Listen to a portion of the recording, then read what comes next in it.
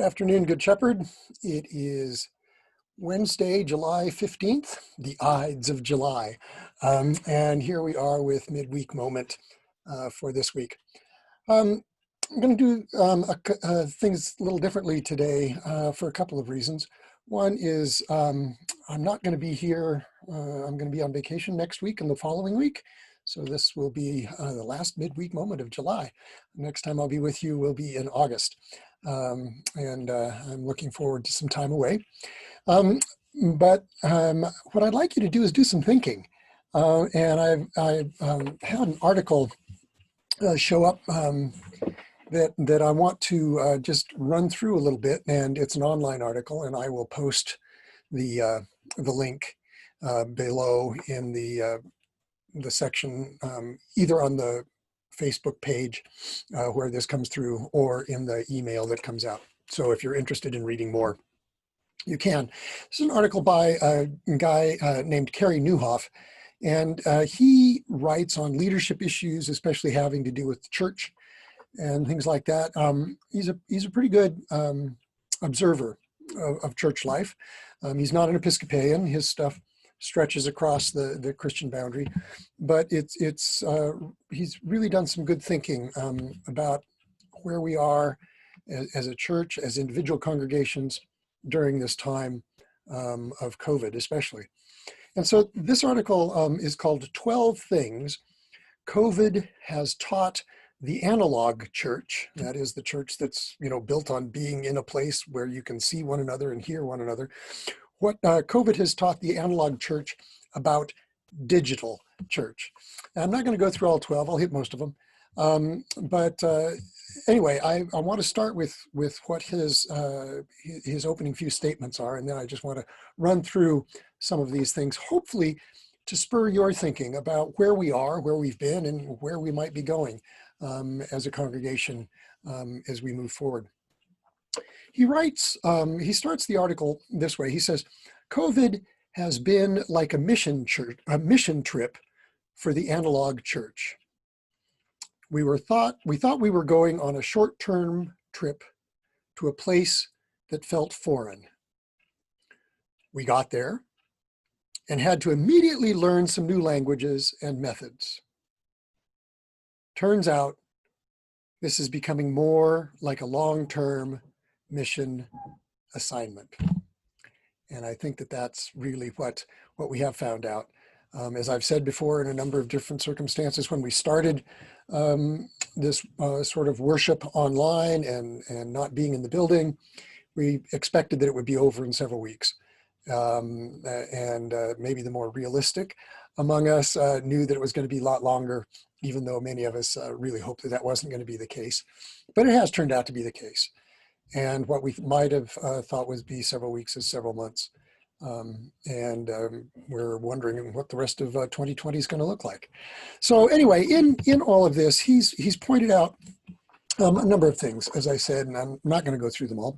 He starts out by just noticing that this is really all about change, not about technology. Yes, we've become more engaged technologically, whether it is getting a better webcam, whether it's figuring out Zoom, whether it's getting the right kind of sound technology so that when we record music, we can send it out. That's the technology side. But really what we're dealing with is change, and change is hard. It's always hard. And so we just need to really see that all of this is not about technology, although some people I know find it really difficult to be together via Zoom. They feel separated by the technology, but it's the change. It's separation for other reasons. Technology may just heighten it. He starts off by saying that his first point is attendance is officially dead. We count people in the Episcopal Church, in every church. We write it down every week, how many people are there. And that goes to the national church and to the local church or to the Episcopal Church in Colorado. It helps us measure how the church is doing. These are the numbers that get reported about, when church attendance is going up or church attendance is going down. They're based on these real numbers. It's really hard to get real numbers. When we're worshiping online, we count screens, but that doesn't say how many people are in the room. We can count hits on Facebook or YouTube. You know, that's so officially dead. He points out we're going to figure out different ways of evaluating the vitality of the church. Certainly, we want people there. We want people watching, engaging, sending in prayer requests, singing along, even though we can't hear, all of those kinds of things. We want people engaged, but the way that we've counted, and even counting may be something in the past. So what's it going to look like when we do reopen? Statistics are showing that even though a lot of people can come back, they won't. Whether it's for health reasons or they just find that engaging online is easier given their own personal circumstances. His second point is that people, yes, even older ones, he points out, will learn technology if they have a good reason. And I think there's more to this than just the issue of learning technology. I think almost anybody will learn something new if there's a good reason. And I think that gets right at the heart of sharing the gospel. If we can share the gospel in such a way that there's a good reason, a good compelling reason to take notice, then people will learn about that. And so while his point here is about the change that COVID has brought to the church, I think that there's a deeper point there about what's the reason? Why are we here? Why are we members of Good Shepherd? Why are we Christians? Why are we bringing up our children in this faith? Why are we doing things one way rather than other on Sunday mornings? What is it? Why? What is our good reason? Think about that. We're going to address some of these questions in August and moving on as we talk about Good Shepherd's vision moving forward. And it'll be helpful to know what your visions are, what your whys are. So think about that. He points out too, and I think that our children and youth folk know this well, is that kids still need age-appropriate ways to learn and engage.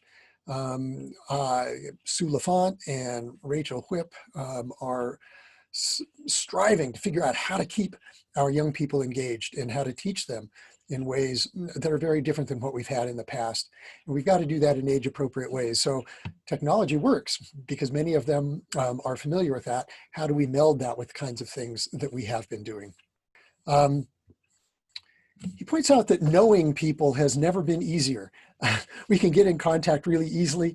We're seeing inside people's homes.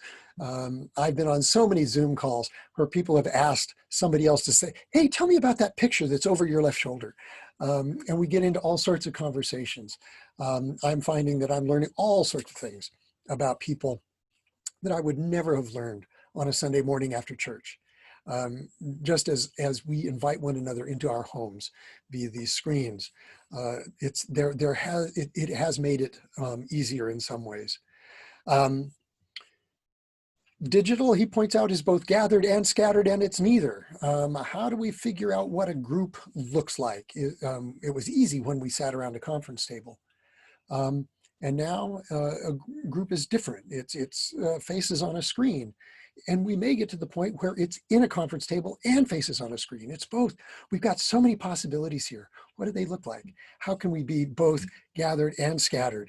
And what does it look like if we're scattered beyond the boundaries of Centennial or Arapahoe County or Douglas County? What's that look like? We do have people who show up to church from Virginia and Washington State and North Carolina and all of those kinds of things. So we are scattered, but we are gathered. And this allows for that in ways that we had never thought about before.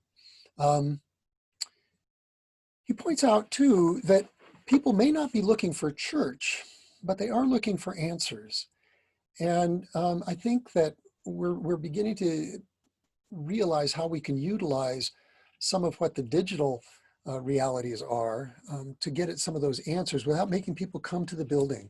The Hope Not Despair discussion that Deb Sampson and some other folks from the congregation have been doing have engaged people from outside the community, outside the church community, who may never darken the doors, but they're seeing that we're engaging in the same questions that they are. So there are answers, but they may not be found in a building or in the structure that is the church. What does this look like? How can we utilize that? He points out that the technology makes discipleship accessible and measurable. We can do more one-on-one more easily. Schedules are more flexible because we aren't sort of tied to office hours in quite the same way. And so there are these possibilities in all sorts of great and new and creative ways. I encourage you to think about these and to offer them up, offer your ideas up when we ask for them over the course of the next several months. This is an exciting time. It's so challenging, I know, and we're so tired.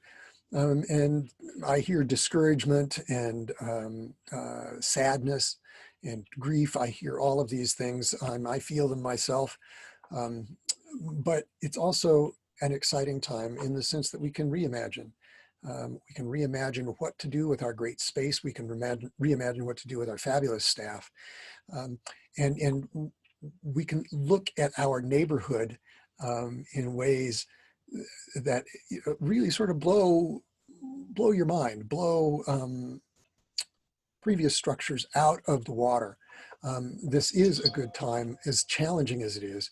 And I really hope and pray that you can enter into this recognizing that, yes, we have lost something, but we haven't lost everything.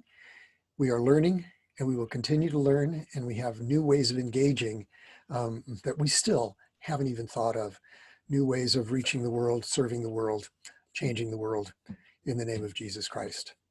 Blessings to you all, my friends. I look forward to seeing you this coming Sunday, and then again in a couple of weeks on August 5th. Anyway, take care. Bye-bye.